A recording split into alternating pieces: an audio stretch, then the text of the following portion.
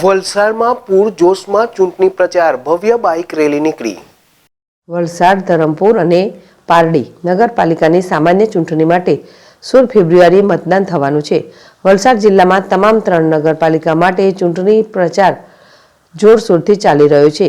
આજ રોજ ચૂંટણી પ્રચારના અંતિમ દિવસે ધરમપુર નગરપાલિકામાં ભાજપ દ્વારા ભવ્ય બાઇક રેલીનું આયોજન કરાયું હતું.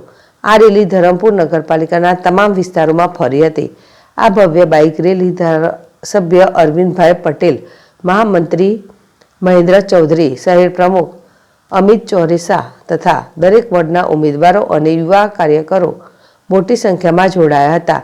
આ પ્રસંગે ધારાસભ્ય અરવિંદભાઈ પટેલે ધરમપુર નગરપાલિકામાં આ વખતે દરેક 24 ઉમેદવારની ભવ્ય જીત ખાતરી આપી અને દાવો કર્યો, ફરી એકવાર બીજેપીને વિજયી ભગવો લહેરાશે.